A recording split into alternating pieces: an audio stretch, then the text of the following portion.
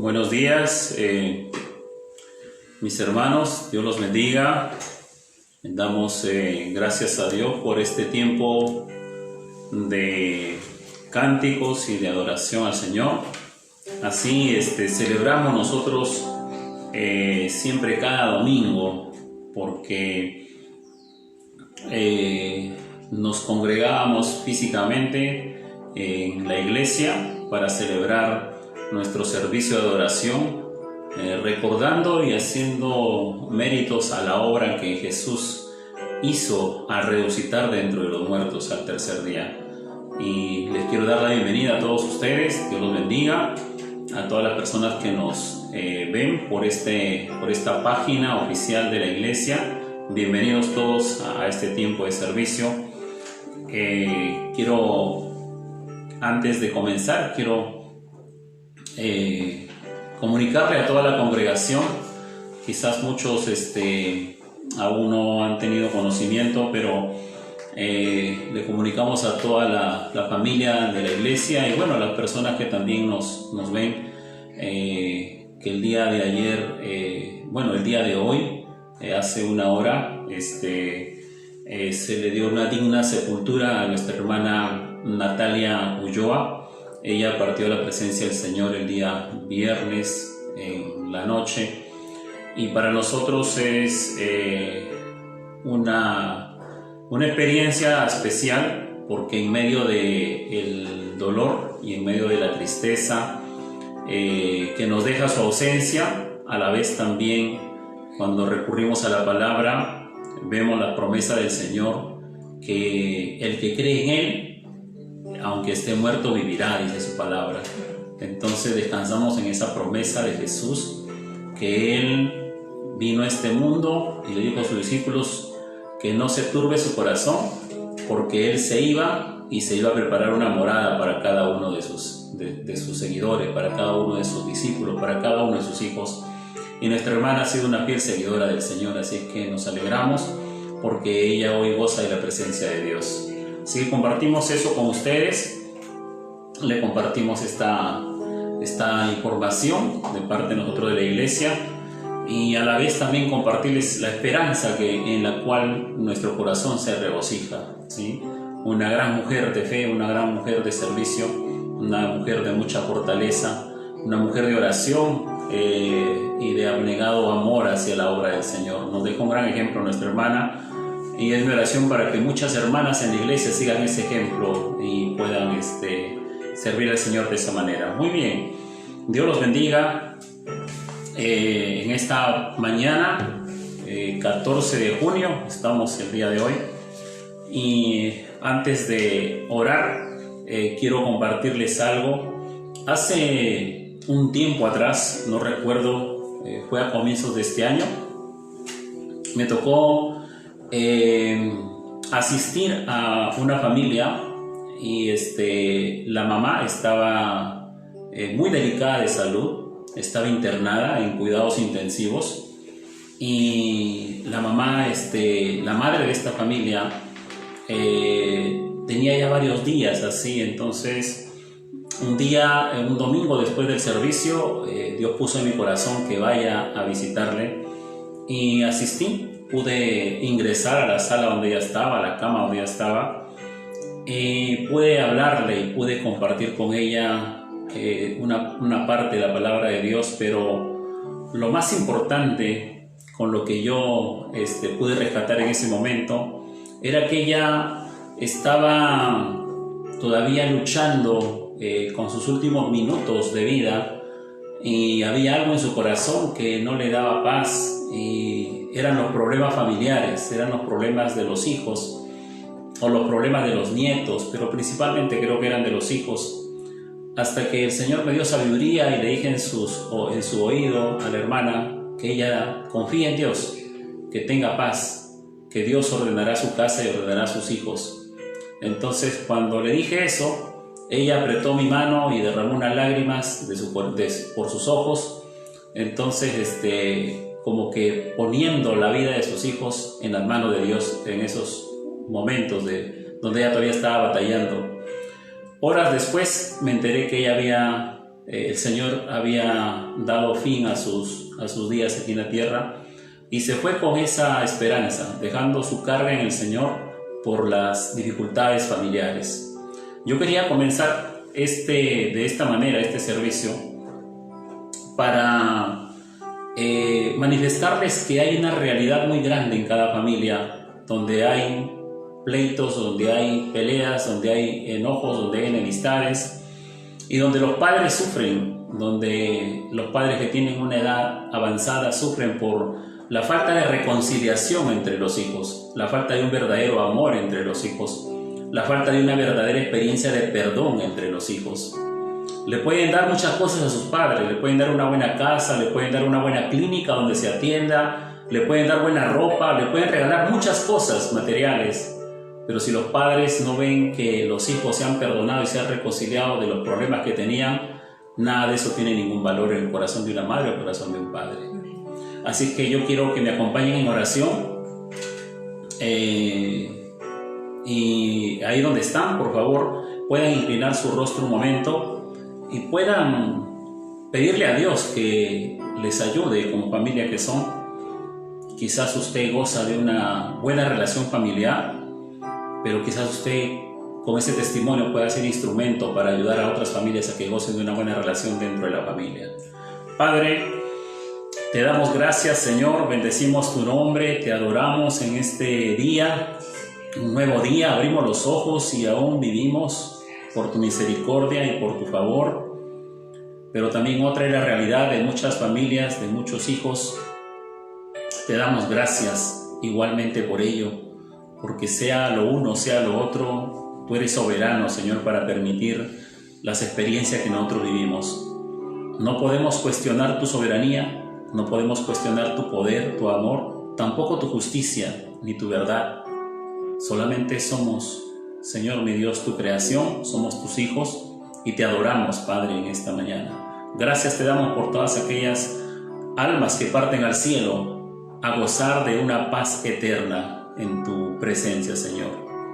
Y te pedimos por todas las familias aquí en la tierra, para que experimentemos a través de Cristo Jesús ese perdón, esa reconciliación que debe gobernar nuestros corazones. Gracias, Señor. Bendiga este tiempo, de principio a fin, en el nombre de Jesús. Amén y amén. Quisiera, por favor, que puedan abrir sus Biblias en el Nuevo Testamento, en el Evangelio de Lucas, ¿sí? El Evangelio de Lucas, capítulo 5, versículo del 17 hasta el 26. El Evangelio de Lucas, capítulo 5,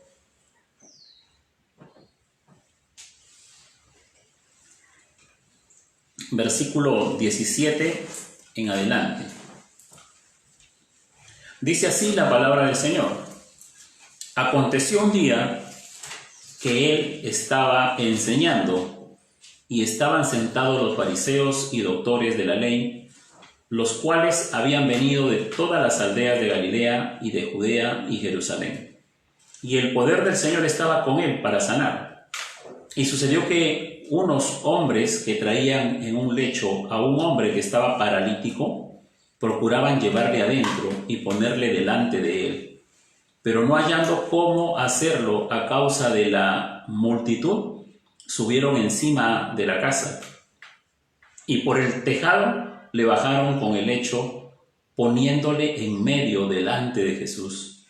Al ver él la fe de ellos, le dijo: hombre, tus pecados te son perdonados. Entonces los escribas y los fariseos comenzaron a cavilar, diciendo: ¿quién es este que habla blasfemias? ¿Quién puede perdonar pecados si no solo Dios? Jesús entonces, conociendo los pensamientos de ellos, respondiendo les dijo: ¿qué caviláis en vuestros corazones? ¿Qué es más fácil decir: tus pecados te son perdonados, o decir: levántate y anda? Pues para que sepáis que el Hijo del Hombre tiene potestad en la tierra para perdonar pecados, dijo al paralítico: a ti te digo, levántate, toma tu lecho y vete a tu casa. Al instante, levantándose en presencia de ellos y tomando el lecho en que estaba acostado, se fue a su casa, glorificando a Dios. Y todos, sobrecogidos de asombro, glorificaban a Dios y llenos de temor decían: hoy hemos visto maravillas. Que Dios bendiga su palabra. Hoy vamos a ver un tema: aprendiendo a perdonar, y en base a estos versículos que acabamos de leer y en base a otros textos que voy a estar mencionando, vamos a desarrollar este tema: aprendiendo a perdonar, principalmente quizás como una introducción, y posteriormente en otras oportunidades de repente vayamos a ver algunos otros detalles acerca de cómo aprender a perdonar. Porque es una necesidad muy grande en toda convivencia familiar. Es una necesidad muy grande en las relaciones interpersonales de todos nosotros los seres humanos. No hay ninguna persona en el mundo que no se roce con otra, ¿sí? No hay nadie que no haya tenido un roce con otra persona y no haya tenido una diferencia. Más aún cuando hay una familia y la familia es numerosa, pero no por el hecho de ser numerosa va a tener más diferencias, sino que puede ser un matrimonio de 2 personas y ya el hecho de que sean 2 personas ya hay muchas diferencias y hay roces que se pueden ir agudizando con el transcurrir del tiempo. Entonces, aprender a perdonar es un tema muy importante para nuestra convivencia familiar. Muchas personas no le prestan la debida atención a esto, y tienen a veces problemas y dificultades con sus familiares, con sus hermanos, hermanas, y a veces porque ya son adultos y viven lejos, de repente viven en otro país, y bueno, el hecho de no verse continuamente creen que no tienen que solucionar este problema y lo dejan allí y pasa el tiempo, pero siguen las cosas sin solucionar y siguen sin pedirse perdón. Entonces dejan las cosas así, y eso no debe ser, no debemos tratar de esa manera con tan poca importancia la necesidad del perdón dentro de nuestras relaciones interpersonales. Entonces, vamos a aprender el día de hoy, a través de a la luz de la Biblia, que para aprender a perdonar, primero se necesita haber experimentado el perdón de Dios, ¿sí? Ninguna persona, ningún ser humano puede perdonar a otro, ¿sí? Puede pedir perdón o puede aceptar el perdón de otra persona si es que primero no ha experimentado el perdón de Dios. Entonces, la Biblia nos deja a nosotros muy claro que para aprender a perdonar no se trata de una terapia, no se trata de terapias y esfuerzos psicológicos. No se trata de esfuerzo humano, no se trata de una armonía de los astros, ¿sí? No se trata de un número, no se trata de un color, no. Que para perdonar, la Biblia nos deja muy claro que para aprender a perdonar, lo primero que tenemos que experimentar cada uno de nosotros es el perdón de Dios. Y esto es lo que experimentó este hombre paralítico, ¿sí? El versículo 17 nos da el título de toda esta experiencia. Dice: aconteció un día que él estaba enseñando, Jesús estaba enseñando. Normalmente se le pone atención al milagro de esta enfermedad de parálisis de un hombre, pero realmente la verdad que nos quiere enseñar la Biblia aquí con estos versículos, con estos 9 versículos, es acerca del perdón. Jesús está enseñando. Jesús dice aquí que él estaba enseñando y había ahí un público, los primeros que estaban sentados, y cuando la Biblia menciona que una persona está sentada es porque está escuchando a un maestro. Jesús es el maestro aquí, ¿sí? Y estaban sentados los fariseos y los doctores de la ley. Los fariseos, ellos eran personas que comenzaron bien su fe, aferrándose a Dios, aferrándose a la ley de Dios, pero que lamentablemente con el transcurrir de los tiempos empezaron a hacer una interpretación muy estricta de la ley y empezaron a agregarle tradiciones humanas para que las personas puedan acercarse a Dios. Entonces, su fe se transformó en una religión, unas prácticas externas. Según ellos, para que una persona alcance el perdón de Dios tenía que hacer muchas obras, ¿sí? Para ellos, en su religión, el perdón no se podía ganar simplemente por la fe, sino que la persona tenía que hacer méritos para ganarse el perdón de Dios. El otro grupo que dice aquí son los doctores de la ley. Ellos eran hombres que habían dedicado casi toda su vida a estudiar y enseñar la ley mosaica. Eran los líderes religiosos de la enseñanza dentro del pueblo de Israel. Entonces, estas eran las características del público que estaba ahí.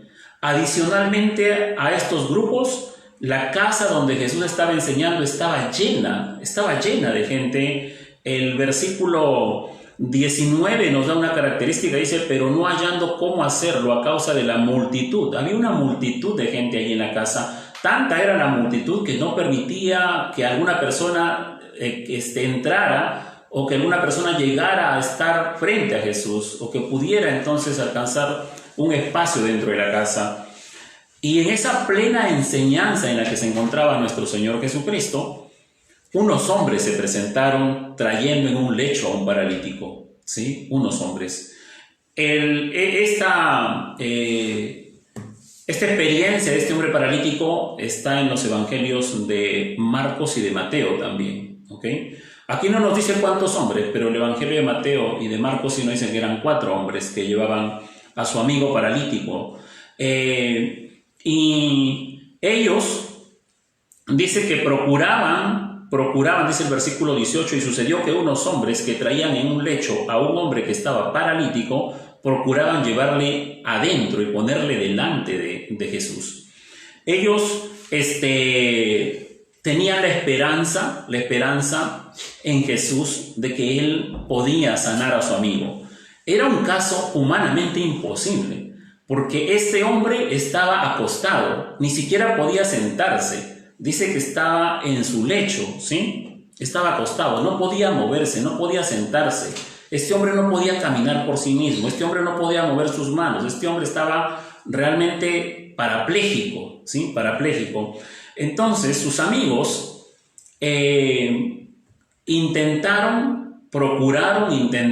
buscaron la forma y la manera de cómo llevar a su amigo a los pies de Jesús. ¿Y por qué a los pies de Jesús? Porque ellos tenían un fuerte deseo, un impulso en sus corazones de poder llevar a su amigo a los pies de Jesús para que sea sanado por Jesús. Y la multitud no fue un impedimento para ellos, porque ellos dicen que subieron, ¿sí? A causa de la multitud subieron encima de la casa y por el tejado le bajaron con el lecho poniéndole en medio delante de Jesús. ¿Qué es lo que les motivó a ellos a no rendirse frente a la multitud y buscar cómo, de qué manera, de qué forma subir a la casa? Y vamos a ver entonces que hay unos detalles en el libro de Marcos, capítulo 2, versículo 3 y 4, dice: entonces vinieron a él unos trayendo un paralítico que era cargado por 4. Y como no podían acercarse a él a causa de la multitud, descubrieron el techo de donde estaban y haciendo una abertura, bajaron el lecho en que yacía el paralítico. Estos hombres subieron, ¿sí?, a la parte más alta de la casa. La casa estaba con un techo de tejado y empezaron a sacar las tejas, poco a poco, ¿sí? Poco a poco empezaron a sacar las tejas y ahí estaba Jesús abajo, y ahí estaban los fariseos, y ahí estaban los escribas, los doctores de la ley y toda la multitud, que seguramente miró hacia el techo y empezaron a ver cómo empezaron estas 4 personas a descubrir el techo. Hicieron un aforado tan grande porque tenía que caber la camilla por donde iban a bajar a su amigo. Así es que todo este esfuerzo, ¿por qué hicieron estos hombres este esfuerzo? ¿Por qué? Porque en los diferentes pueblos de Galilea, sí, Jesús había venido haciendo milagros, y esto ellos lo habían oído, lo habían conocido. Dice el evangelio del mismo libro de Lucas, capítulo 4, versículo 40, dice: al ponerse el sol, todos los que tenían enfermos de diversas enfermedades los traían a él, y él, poniendo la mano sobre cada uno de ellos, los sanaba. También salían demonios de muchos, dando voces diciendo: tú eres el Hijo de Dios. Pero él los reprendía y no les dejaba hablar, porque sabía que él era el Cristo. Entonces le traían a personas de diversas enfermedades, enfermos con diferentes dolencias, los traían a él y Jesús los sanaba. Esto era lo que ellos conocían. Por eso es que estas personas hicieron lo imposible para llevar a su amigo a los pies de Jesús. En Marcos capítulo 6, versículo 56 dice lo siguiente: y donde quiera que entraba en aldeas, ciudades o campos, ponían en las calles a los que estaban enfermos y les rogaban que les dejase tocar siquiera el borde de su manto, y todos los que le tocaban quedaban sanos, dice. Sacaban a los enfermos a las calles y Jesús pasaba, las personas aún tocaban su manto de Jesús y quedaban sanos, ¿sí? Quedaban sanos. Lucas 7:22 también dice algo con referente a esto.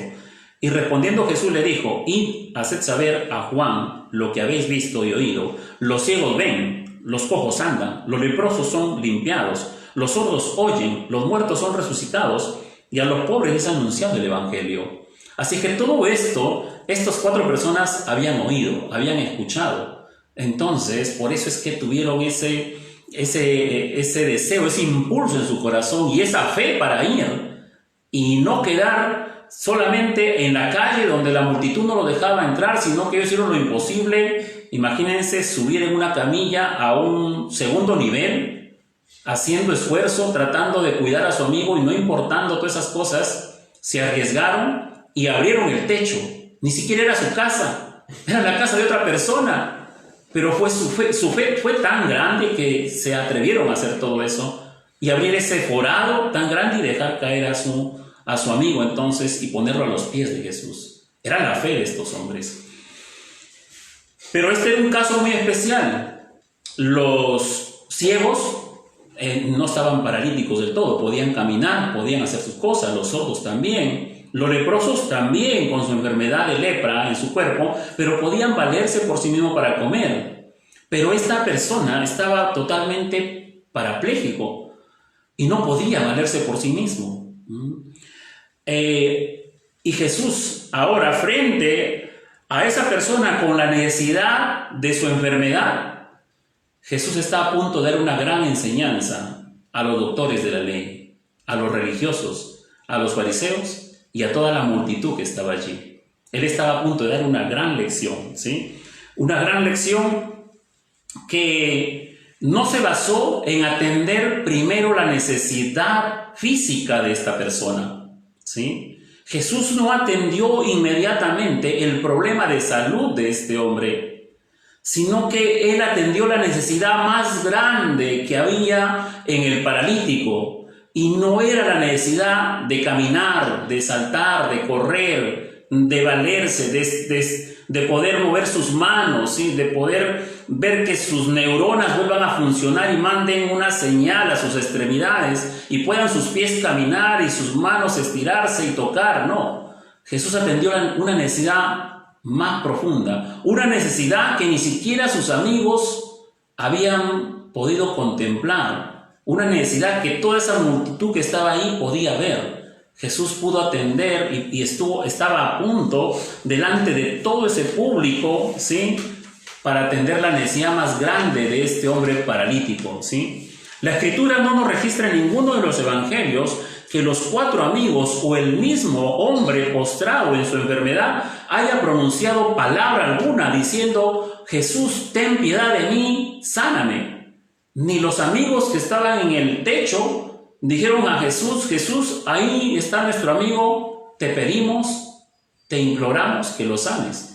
No encontramos nosotros palabra alguna de ninguno de estos 5 personajes, pero sin embargo estaban allí. Lo que la Escritura sí nos registra, ¿sí? Lo que la Escritura sí nos registra, el versículo 20, después que este hombre estuvo en el centro de la casa y frente a Jesús, el versículo 20 dice: al ver él la fe de ellos, le dijo: hombre, tus pecados te son perdonados. Al ver Jesús la fe de ellos, ¿sí? Lo que la Escritura sí nos revela es que Jesús vio algo que las demás personas no podían ver: la fe de ellos, Jesús no necesitaba escuchar la voz de ninguno de ellos, la voz audible, porque él, siendo Dios, conocía las peticiones que habían en el corazón de estas personas. Él, siendo Dios, conocía la necesidad y la fe que había en el corazón de estos hombres. Jesús, siendo Dios, todo lo sabe, ¿sí? Todo lo sabe.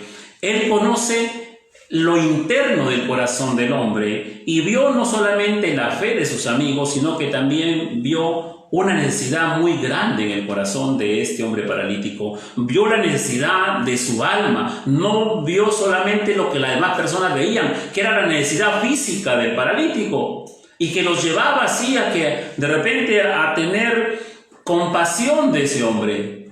Pero Jesús miró a este hombre y le vio que él tenía otra necesidad en lo profundo de su alma, en lo profundo de su corazón, que no le permitía, que tenía otro tipo de parálisis. Él tenía una parálisis física, pero había en el fondo de su alma un tipo de parálisis espiritual. Él estaba muerto en sus delitos y pecados. Jesús se dirigió a este hombre, quien tenía una parálisis severa, con todos sus miembros paralizados, tullidos, y como les digo, Jesús estaba a punto de hacer algo imposible: sanar a un hombre paralítico de un cuerpo total, un hombre que dependía totalmente del favor y de la misericordia de otros, y fue la fe de sus amigos que lo llevaron a Jesús. Miren, ni siquiera dice la fe del padre, la fe de la madre, la fe de los hermanos, la fe de su familia. No sabemos dónde estaba su familia. Quizás su familia no creía en Jesús. Había escuchado, sí, de Jesús sanar enfermos, que podían ponerlos en las calles y que eran sanados, pero esta familia no la vemos aquí. Probablemente era una familia que no creía en Jesús. Pero había unos amigos que sí creyeron en Jesús y lo llevaron a este paralítico allí. Antes de sanarlo, Jesús primero se propuso darle una gran lección a su audiencia, a los rabinos, a los fariseos, a los escribas y a toda esa multitud. La gran lección del perdón, la gran lección del perdón. Una enseñanza que hasta el día de hoy tiene vigencia. Una enseñanza que hasta el día de hoy tiene vigencia. Jesús vio la fe de ellos y no solo eso, sino que puesta su mirada en el paralítico, Jesús con su mirada leyó el corazón de este hombre, como les digo, algo que los rabinos, ni los fariseos, ni los escribas, ni los doctores de la ley podían hacer, pero sin embargo,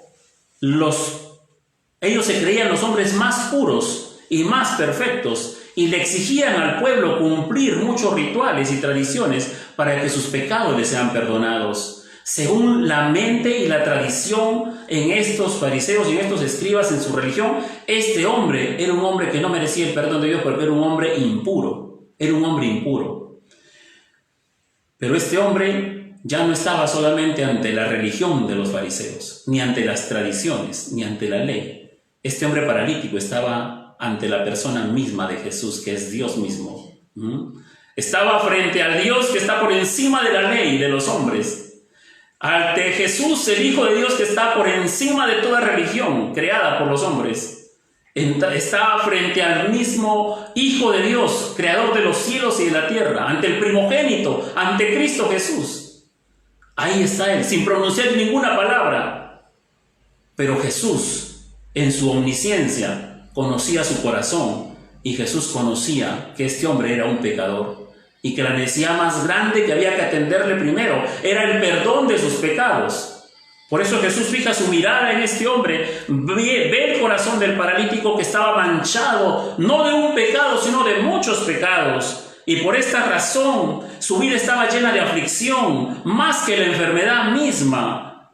Y Jesús ve que este hombre tenía primero que todo una necesidad de ser perdonado. Por eso dice el libro de Mateo, el capítulo 9, versículo 2, que nos da a nosotros algo más acerca de este evento. Dice: pasando Jesús allí vio un hombre,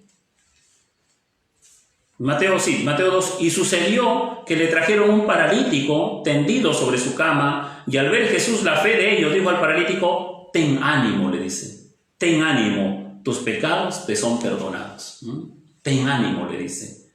Ten ánimo, le está diciendo entonces lo que Jesús le está revelando. Jesús sabe perfectamente que las personas faltas de perdón sufren, están afligidas, están abatidas en el alma, viven una apariencia de felicidad, pero no son felices. Este hombre ni siquiera podía mostrar una apariencia de felicidad porque su cuerpo no le daba para moverse. Su cuerpo no le daba para salir adelante y simplemente mostrar que todo está bien cuando su alma está agobiada por culpa del pecado. Él no estaba en esas características ni esas condiciones. Como muchas personas el día de hoy pueden correr, pueden moverse, pueden hacer esto, lo otro, pero están llenas de pecado y están en una apariencia de felicidad, pero sin embargo no son felices. Cuando llega la noche, cuando llega la soledad, su conciencia los acusa totalmente. Así es que Jesús le dice, ten ánimo, ¿sí? De que no se iba a quedar sucio con su pecado. Por eso es que Jesús le dice, tus pecados te son perdonados. Y no le dice tu pecado, sino le dice tus pecados. ¿Cuántos pecados habrá cometido este hombre durante toda su vida? El paralítico entonces no solo su cuerpo estaba paralizado, sino que su alma estaba afligida por culpa de sus pecados no perdonados. Por más que él quisiera ser perdonado de sus pecados, según la religión farisea, según la religión de los líderes, los escribas, no podía liberarse de su pecado, porque su enfermedad, como les dije, lo hacía impuro para presentarse delante de Dios. Delante de Dios. Y hoy también vivimos en un tiempo actual donde muchos líderes religiosos le exigen a las personas que hagan obras para que sus pecados sean perdonados. Todo eso es una mentira, es un engaño. Porque como vamos a ver ahora, hay una confrontación entre los fariseos, los escribas y Jesús. Porque a continuación le preguntan, entonces los escribas, en el versículo 21 dice, entonces los escribas y los fariseos comenzaron a cavilar, diciendo, ¿quién es este que habla blasfemias? Están diciendo, Jesús, él es un mentiroso, es un blasfemo. ¿Por qué? Porque dice aquí, ¿quién puede perdonar pecados si no solo Dios?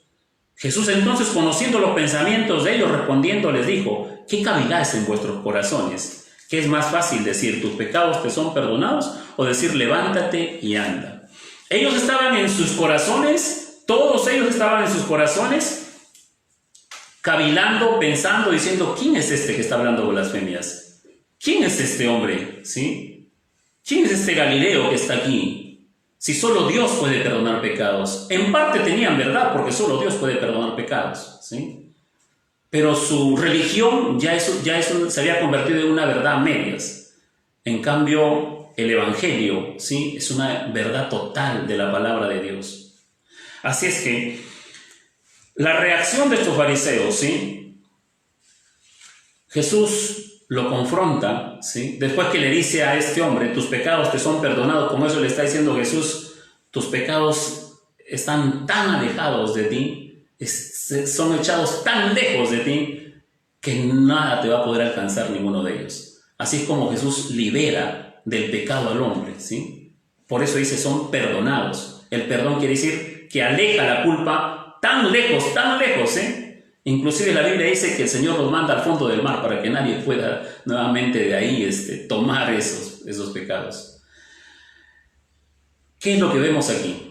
Vemos un atributo de Dios también, porque los fariseos estaban hablando en sus pensamientos, en sus corazones, ¿sí? Estaban diciendo entre ellos mismos, y Jesús leyó también los corazones de estos hombres. Vemos la omnisciencia de Dios, como un atributo. Él conoce todas las cosas, Él conoce las acciones, los pensamientos de los seres humanos. El Salmo 139, versículo 1 al 6 dice lo siguiente, oh Jehová, tú me has examinado y conocido, tú has conocido mi sentarme y mi levantarme, has entendido desde lejos mis pensamientos, has escudriñado mi andar y mi reposo, todos mis caminos te son conocidos, pues aún no está la palabra en mi lengua, he aquí, oh Jehová, tú la sabes toda, detrás, delante me rodeaste y sobre mí pusiste tu mano, tal conocimiento es demasiado grande para mí, alto es, no lo puedo comprender. El Señor conoce todo de nosotros. Eso se llama la omnisciencia de Dios. Nadie puede engañar a Dios. Nadie puede pensar y decir algo en su pensamiento sin que Dios no lo sepa. Aún nosotros todavía no estamos diciendo lo que tenemos que decir y el Señor ya sabe lo que vamos a decir. Bendito sea su nombre. Nuestros pensamientos, dice, el Señor entiende nuestros pensamientos, conoce nuestros pensamientos, dice, has entendido desde lejos mis pensamientos. Eso habla de la omnisciencia de Dios. Usted tiene que saber y conocer y honrar la omnisciencia de Dios para que tus pensamientos sean de honra a Dios, ¿sí? Para que de continuo siempre pienses el bien y no el mal contra el prójimo, o no el mal, o no pecar, o no estar ahí pensando, tratando ahí de organizar en tus pensamientos cómo caer en un pecado, cómo cometer un pecado. Si tú tuvieses presente este atributo de la omnisciencia de Dios, estarías libre en cada momento, cada instante, acerca de ese control que tiene Dios, de un control santo para nuestra vida. Así que Jesús no solamente conocía la fe sin que los 4 amigos hubieran expresado algo y sin que el paralítico haya expresado algo, pero Jesús en su omnisciencia conocía la fe de estos hombres. Jesús conocía la carga de pecado que traía este paralítico y atendió lo primero, la necesidad más grande que tenía este hombre y la necesidad más grande que tiene la humanidad en la actualidad, el ser perdonado de sus pecados. Y no solamente conocía la necesidad de ellos, sino que también Jesús, en su omnisciencia, conocía lo que estos fariseos estaban diciendo en sus pensamientos. Así es como Jesús, mis amados hermanos, conoce perfectamente cuál es la necesidad más grande que tú tienes. Esa necesidad se llama recibir su perdón. Esa es la necesidad más grande que tenemos los seres humanos, recibir el perdón de Dios. No es tanto las cosas materiales, no es tanta la salud, ¿sí? Recibimos muchos motivos de oración por la salud de muchos familiares y oramos y clamamos a Dios por la salud de los familiares, porque no queremos y no anhelamos y no deseamos que nadie esté enfermo, mucho menos deseamos que alguien parta de este mundo. Pero ¿sabe qué? Cuando vamos a la Biblia y vemos este caso de este hombre paralizado totalmente, y Jesús nos enseña una gran verdad, que primero la necesidad más grande de este hombre enfermo es la necesidad del perdón de sus pecados. Después es la necesidad, atender la necesidad física. Entonces tenemos que aprender nosotros también a ser sabios al pedirle algo al Señor. Jesús sabe que los pecados agobian al ser humano, lo afligen. Jesús sabe que los pleitos, las enemistades en el seno familiar, que se dan por culpa del orgullo, por culpa del corazón rebelde de las personas que conviven. Jesús sabe que la falta de perdón entre la familia la va destruyendo, la va minando, la va derribando poco a poco, y los hijos se ponen tan duros en sus corazones que no quieren saber nada de reconciliación y hacen su propia vida. Para el día de la madre, el día del padre, descaradamente se reúnen todos, pero hay una madre y un padre que sufren toda su vida por la falta de reconciliación familiar. Jesús conoce perfectamente los corazones de cómo están las familias. Jesús conoce los pleitos, las enemistades. Jesús, al mirar al paralítico, vio que no solo un pecado lo agobiaba, sino que varios pecados lo agobiaban a él.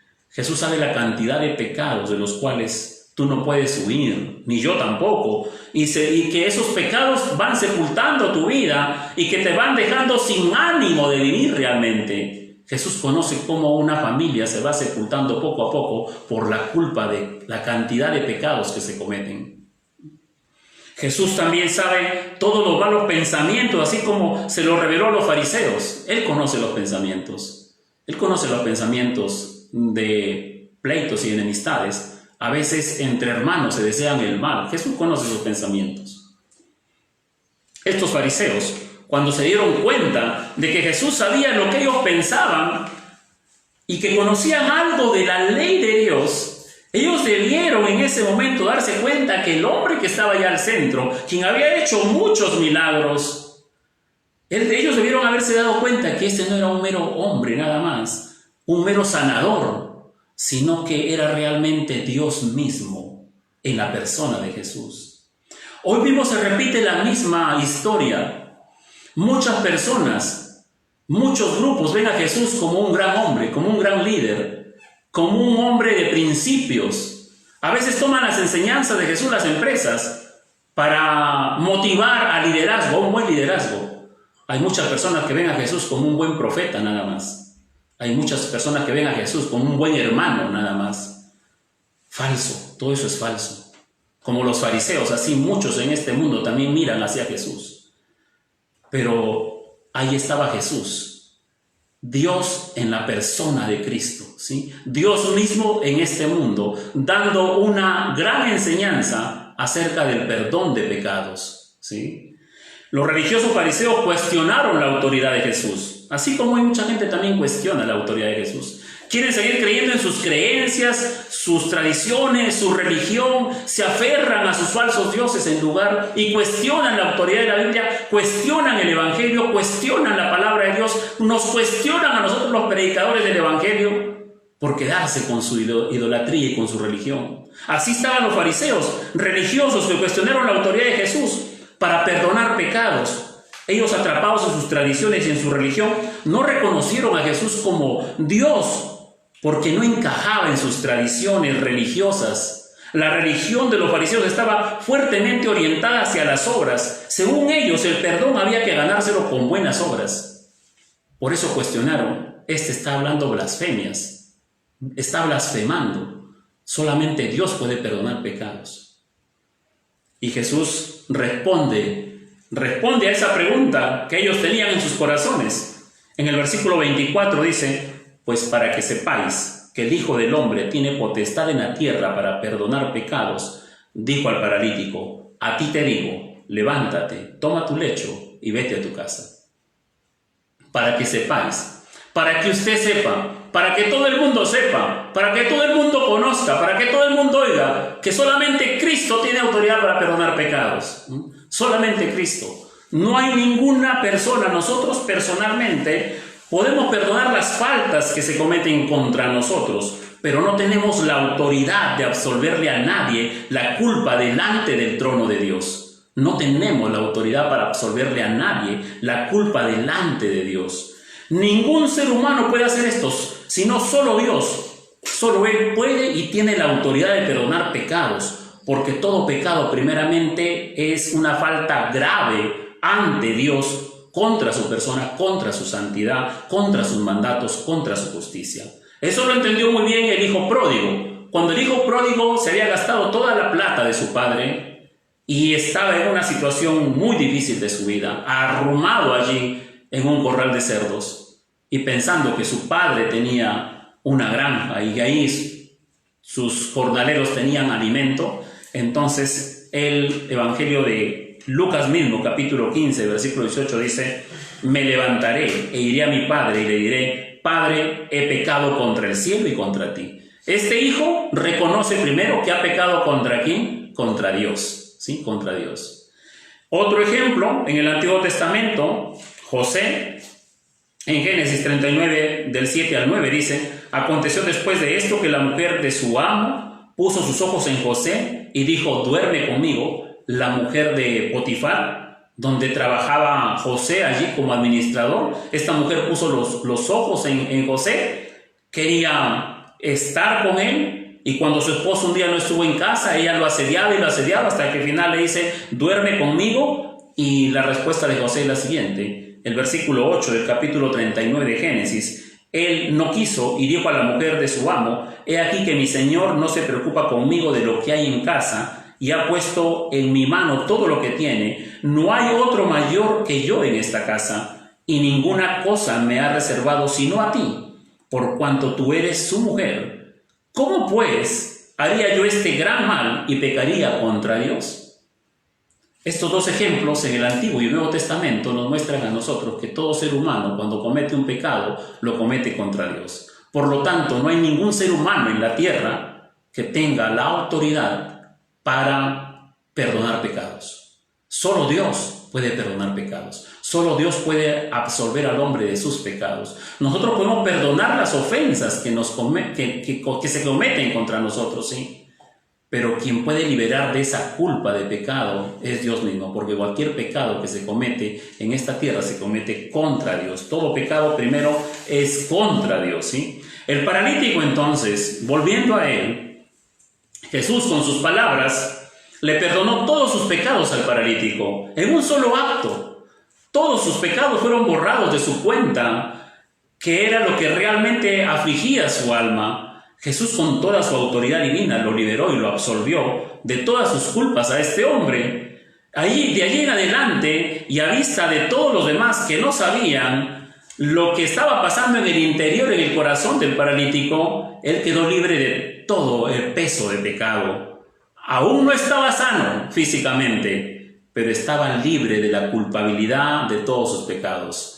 Volvió a la vida cuando fue perdonado por Jesús. Su necesidad más grande ya había sido suplida, ¿sí? Ya había sido suplida en su alma. Ese dolor en el alma, producto de sus pecados, que no tenía cura por ningún doctor, que no tenía cura por ningún curandero, que no tenía cura por ningún remedio, porque la culpa, escuche bien, la culpa es un dolor espiritual en el alma que nos dice que algo está mal dentro de nosotros y que necesita ser tratado y limpiado, y eso solo lo puede hacer Jesucristo, ¿sí? La culpa por causa del pecado es un dolor espiritual en el alma que se va acumulando, ¿sí? Y que es un mal dentro de nosotros que necesita ser tratado y limpiado, y eso no lo puede hacer ningún ser humano, eso solamente lo puede hacer Dios en la persona de Cristo Jesús. Cristo Jesús entregó su vida en la cruz del Calvario para perdonarnos y limpiarnos de todas nuestras maldades. Jesucristo vino a este mundo para salvar a los pecadores. Después de la orden de Jesús para atender su necesidad espiritual, Jesús entonces le enseña a los fariseos que están ahí de que Él tiene esa autoridad para perdonar pecados. Y han pasado más de 2000 años y nadie puede cuestionar esa autoridad. Y aquel que toma ese lugar es un blasfemo realmente. Aquel que toma ese lugar para que las personas vengan a Él y que Él entonces diga: yo tengo autoridad de parte de Dios para perdonar pecados, entonces tus pecados son perdonados, está cometiendo una gran blasfemia. Se está colocando en el lugar de Cristo, se está colocando en el lugar de Dios.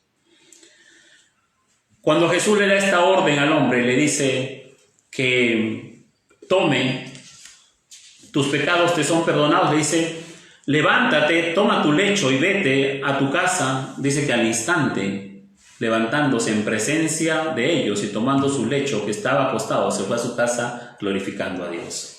Este es un milagro, ¿sí? Este es un milagro. Este milagro de Jesús, cuando uno lo lee, realmente uno queda impactado. Porque una parálisis, para que pueda recuperarse una persona, toma tiempo las terapias. Puede tomar meses, puede tomar de repente años, ¿sí? Puede tomar mucho tiempo para que una persona vuelva a lanzar sus señales del cerebro, ¿sí?, a todas sus articulaciones. Este paralítico necesitaba que sus músculos sean nuevamente regenerados, que sus tendones sean regenerados, que sus huesos sean nuevamente afirmados para poder pararse, ¿sí? Eso necesitaba realmente, humanamente, necesitaba todo un tiempo. Pero para Jesús, para quien no hay nada imposible, ¿sí?, Él le dio la orden y le dijo: levántate, ¿sí? La palabra poderosa de Dios, ¿sí? La palabra de Cristo. Le dijo: levántate, toma tu lecho y vete a tu casa. En un instante, dice la palabra de Dios, el versículo 25, en un instante, en un segundo, no lo sé yo en qué momento, pero fue en un momento en el cual ocurrió el milagro completo en todo el cuerpo de este hombre, ¿sí? En todo el cuerpo, al mismo tiempo, las neuronas se regeneraron, los músculos se volvieron a tomar cuerpo, los tendones también, los huesos también, los músculos tomaron forma, ¿sí?, en un instante. Y esto lo hizo Jesús para que el público que estaba allí, ninguno negara la autoridad que Él tenía como hijo de Dios, como hijo de Dios. Este hombre se paró. La enseñanza entonces principalmente se basa en la autoridad de Jesús, amados hermanos, ¿sí? Jesús está enseñando, y esta enseñanza que no tenemos que enfocarla solamente por la sanidad, sino que tenemos que enfocarla y centrarla en lo que es la enseñanza de Jesús. Jesús está enseñando y su autoridad Su autoridad para enseñar se basó en lo siguiente: su autoridad para perdonar pecados, su autoridad para sanar, su autoridad para conocer los pensamientos de los hombres, su autoridad para ver la fe de los hombres, su autoridad para responder a las necesidades más grandes del ser humano, el perdón de los pecados.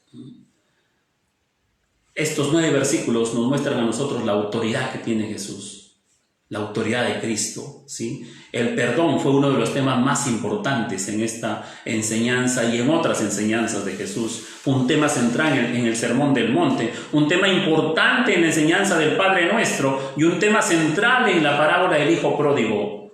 Con el cuadro de un paralítico en el centro de su enseñanza, Jesús nos presenta que el paralítico es la representación de la condición humana caída, incapaz de moverse, paralizado para hacer algo bueno por culpa del pecado, y en esa condición está todo ser humano, todo ser humano. Si usted tiene su Biblia, en el libro de Efesios capítulo 2, versículo 1 y 4, voy a dar lectura para que veamos la condición en la que nos encontramos los seres humanos. Y Él os dio vida a vosotros cuando estabais muertos en vuestros delitos y pecados. Así está el hombre, como este paralítico, todavía existía, todavía tenía vida, pero en su corazón, en su alma, estaba muerto por culpa de sus delitos y pecados. Así está la humanidad, está viva biológicamente, está viva físicamente, con dolencias, con necesidades, pero está vivo, ¿sí? Pero está muerto espiritualmente. Y el versículo 4 dice lo siguiente: pero Dios, que es rico en misericordia, por su gran amor con que nos amó, aun estando nosotros muertos en pecados, nos dio vida juntamente con Cristo. Por gracia sois salvos. Dios que es rico en misericordia, Dios que es por su gran amor con que nos amó, nos ha dado, dice, a nosotros vida, aun estando muertos en nuestros delitos y pecados. El Señor, que conoce el estado de nuestra vida espiritual, Él nos ha dado vida espiritual para que ya no estemos más separados de Él. Una persona está muerta espiritualmente, una persona está desconectada de Dios, está alejada de Dios. Cuando Cristo perdona todos nuestros pecados, volvemos a renacer espiritualmente y podemos estar en comunión con Dios, ¿sí? En comunión con Dios. Ahí es donde experimentamos, tenemos la experiencia maravillosa de que todos nuestros pecados son perdonados, ¿sí? No importa entonces si tenemos enfermedad, no importa otras cosas. Lo más importante es que hemos sido limpiados de toda nuestra culpabilidad que teníamos. La primera conclusión, entonces, amados hermanos, la enseñanza del perdón se centra totalmente en Dios, en la persona de Jesucristo. Con esta enseñanza Jesús dejó claro a su audiencia que Él tiene la potestad para perdonar pecados, y solamente Él la tiene hasta el día de hoy y para siempre. Otra cosa es que Dios muestra su amor para perdonar. Al enviar a su Hijo, a Cristo, a morir por nosotros, aún siendo pecadores, Dios nos está mostrando su amor para perdonar nuestros pecados. Romanos 5:8 dice: mas Dios muestra su amor para con nosotros, en que siendo aún pecadores, Cristo murió por nosotros. La enseñanza del perdón que nos revela la Biblia es una obra totalmente divina, está totalmente centrada en Dios, está totalmente centrada en el cielo, está totalmente centrada en las Escrituras, está totalmente centrada en la persona de Cristo, quien entregó su vida para que nosotros experimentáramos el perdón de nuestras culpas. El perdón del cual la Biblia nos enseña, la doctrina del perdón, no se centra en una terapia, no se centra en un experimentado psicólogo, no se centra en ninguna de esas cosas humanas, se centra en Dios, en Cristo, ¿sí? En la obra de Cristo. Y como es una obra totalmente atribuible a Dios, lo primero que el hombre necesita para perdonar a otros, para que tú perdones a tu hermano, para que tú perdones a tu esposa, para que tú perdones a tu hijo, o tu hijo para que perdones a tu padre que te abandonó, o para que tú perdones a tu padre que nunca has conocido, o para que tú perdones a un familiar que ya partió de este mundo y que te causó mucho dolor, para que tú puedas estar en esa condición de aprender a perdonar. Lo primero que necesitas es experimentar el perdón de Dios en tu corazón. Esto es una obra totalmente atribuible a Dios. Entonces, lo primero que el hombre necesita para poder perdonar a otros es experimentar el perdón de Dios. Para que usted pueda perdonar a otro, primero debe ser perdonado y limpiado por Dios. Por eso es que hay conflictos en el hogar. Porque hay muchos en el hogar que no aceptan a Cristo, que lo ven a Cristo como un buen personaje, como un personaje de repente para después escucharlo. Entonces tenemos dentro de la familia creyentes y no creyentes. Y los creyentes, si no han experimentado el perdón de Dios, están en la incapacidad de perdonar a otros. Y si perdonan, perdonan de labios para afuera, un perdón superficial, ¿sí? Y a veces los creyentes que no conocen bien la palabra de Dios, todavía guardan resentimiento y también pecan contra Dios. El mandato de Dios de perdonarnos unos a otros está en el libro de Colosenses. Antes de eso quiero decirle lo siguiente. El paralítico regresó a su casa al instante, dice, glorificando a Dios. Vino paralítico, ¿sí? Y se fue caminando a su casa. La familia, asumo yo, que la familia habrá dicho a los amigos, bueno, llévenlo, ¿no? Una familia incrédula porque no vemos a ningún familiar aquí, y se habrá sorprendido la familia cuando lo vio con su lecho en sus brazos y llegando a su casa glorificando a Dios, glorificando a Jesús, glorificando a Cristo. Este paralítico así regresó a su casa. La mejor parte de su regreso a casa, ¿sabe cuál fue? Fue que regresó limpio y perdonado de todos sus pecados. Esa fue la mejor parte, ¿sí? Que había sido perdonado por Jesús. Ahora, este paralítico estaba en la condición de pedirle perdón a su familia.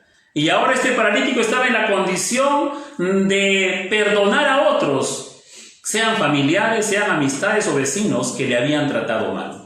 Él estaba ya en esa condición. ¿Por qué? Porque en carne propia había experimentado el mismo perdón de Cristo. Él ya estaba, él era otra persona, él era otro hombre, no solamente físicamente, ¿sí?, sino internamente, era una nueva persona. Eso es lo que hace Cristo con nosotros, nos hace nuevas personas, no solamente por afuera, sino de adentro hacia afuera también. Cuando Cristo llega a nuestra vida, recién estamos en la condición de perdonar a nuestros familiares, amigos y personas que nos hayan hecho mal, y también estamos en la condición de humildemente pedirle perdón a todos aquellos a quienes nosotros le hemos fallado, le hemos faltado. Sea la esposa, sea el hijo que tenga muchos años y que usted lo ha tratado mal. Solamente después de haber experimentado el perdón de Dios, tú tienes la humildad para acercarte a un hijo y humildemente decirle, hijo, perdóname porque fui un mal padre. Perdóname porque te abandoné. Esposa, perdóname porque te traté mal, porque violenté, porque físicamente te he tratado mal.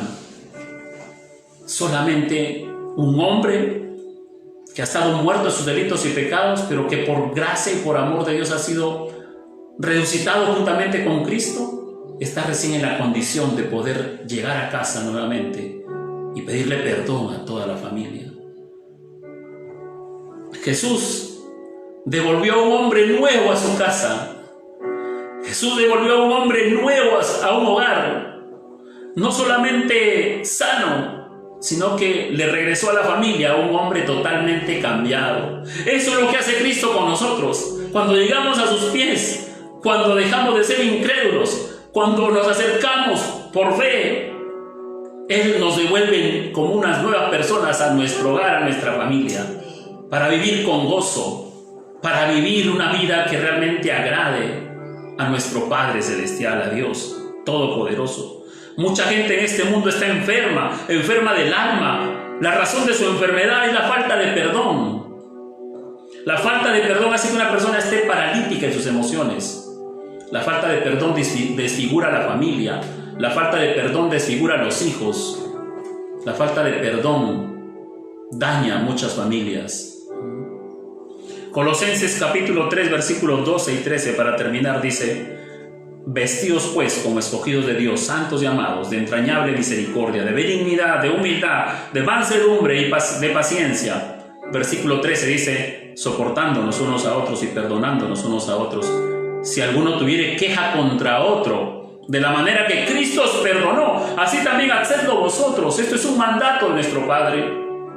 Yo no creo que aquí entre nosotros, ante los que estamos escuchando, alguien quiera desobedecer a Dios. Alguien se quiera poner al frente y decir: Señor, yo no quiero hacer eso, yo me rebelo contra ti. Esto es la palabra de Dios, ¿sí? Y dice su palabra, soportándonos unos a otros. Y nos podemos soportar con gozo y alegría cuando tenemos el Espíritu Santo de Dios. Y podemos pasar las faltas y con el amor cubrir multitud de faltas, con el amor de Dios. Con el amor de Dios en nuestra familia, con el amor de Dios en nuestros corazones, con el amor de Dios en el centro del hogar, podemos cubrir multitud de faltas.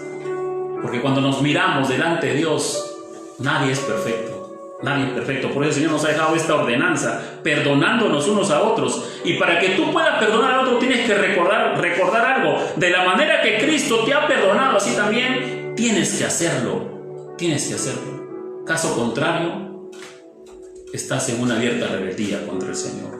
Este es un nuevo estilo de vida como creyentes. De una persona salva por la justicia de Cristo, va a requerir constantemente estar perdonando a otros. Pedro preguntó: Señor, ¿cuántas veces tengo que perdonar a mi prójimo? Jesús le respondió: 70 veces 7. Eso nos habla de que constantemente tenemos que estar perdonándonos unos a otros. Tenemos que obedecer a Dios para perdonar día a día y para vivir en unidad dentro de la familia y así no ser víctima del resentimiento, del enojo, de la ira, de la crueldad, de las divisiones, no ser víctima de la separación, no ser víctima del divorcio. De la manera como Cristo te ha perdonado, así también tienes que perdonar las faltas de otros. Cristo es el modelo de perdón. Cristo es el modelo que tenemos que seguir. Cuando alguien nos falta, cuando alguien nos ofende, cuando alguien nos hace mal, Cristo es nuestro modelo para perdonar a otros. Pero si no tenemos a Cristo en nuestro corazón, guardamos más resentimiento, buscamos el revanchismo, buscamos siempre obrar con nuestra justicia humana, buscamos hacerle mal o hacerle peor al prójimo todavía.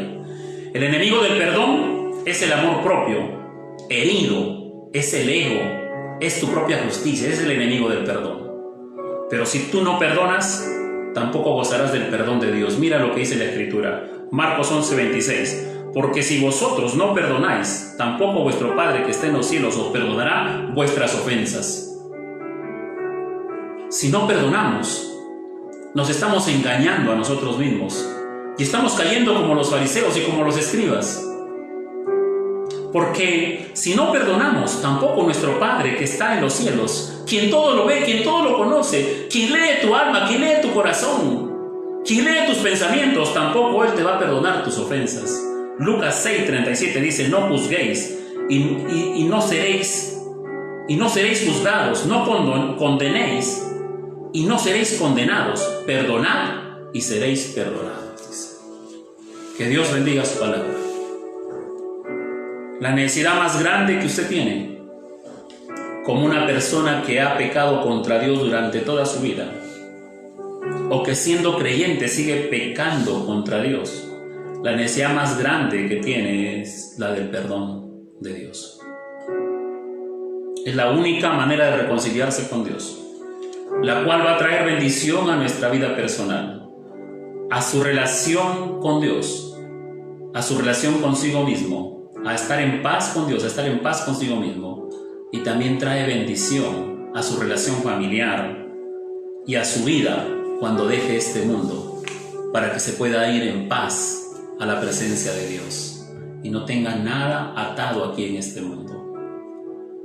Que Dios nos ayude a rendirnos a su palabra, a creer a Jesús, ¿sí? Que Él tiene toda autoridad para perdonar nuestros pecados. Y que con esa experiencia de nuestro perdón propio podamos nosotros también perdonar a los que nos ofenden y pedirle perdón a quienes le hemos fallado. Esta es tu oportunidad de que tú reflexiones en tu corazón. Nunca es tarde, seas un abuelo, seas una abuela, seas un hijo adulto que ya tienes familia, de repente necesitas humillarte y pedirle perdón a tus hijos o a tus padres. Sea que usted viva lejos de su hermano, de su hermana, sea que usted vive en este continente y la persona que lo ofendió vive en el otro continente, en África, entonces en Asia, la distancia no sana, la distancia no ayuda. Solamente el humillarnos y reconciliarnos nos puede traer gozo a nuestro corazón. Padre, te doy gracias, Señor, y bendecimos tu santo nombre. Te alabamos porque grandes y formidables son tus obras, Señor. Padre, gracias por tu palabra. Ella permanece siendo viva y eficaz, Señor, por los siglos de los siglos hasta el día de hoy y hasta cuando tú vuelvas, Señor mi Dios. Tu palabra es verdad. Tu palabra no pasa de moda, Señor. Generaciones van, generaciones vienen, se destruyen, hay pleitos, hay enemistades. Padres que dejan este mundo todavía con el dolor de dejar hijos sin reconciliarse, hijos enemistados, hijos que no se pueden ver y que se van con ese dolor en su corazón. Oh Señor, cuántas familias que necesitan tu misericordia y tu ayuda, Señor. Y yo te pido desde aquí, Señor, Padre bendito, que tu Espíritu Santo, Señor, haga su obra en nuestros corazones para que primero que todo, Señor, destruyamos de los conceptos y de la mente cualquier religión que se haya construido, cualquier tradición, y saber que Cristo es el único que tiene autoridad para perdonar mis pecados.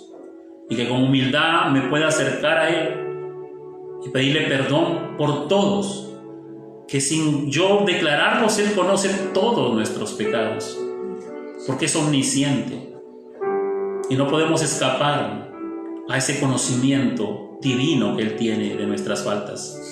Señor, te pido para que cada persona que escuche este mensaje pueda, Señor mi Dios, experimentar tu perdón, tu limpieza, tu pureza, Señor, y lo devuelvas a su hogar como una persona nueva. Y Señor, así pueda estar en la capacidad de perdonar a otros. Y Señor mi Dios, así como tú le has perdonado a Él. Muchas gracias, Padre. Descansamos en tu palabra y en la fe en Cristo Jesús. En el nombre de Jesús.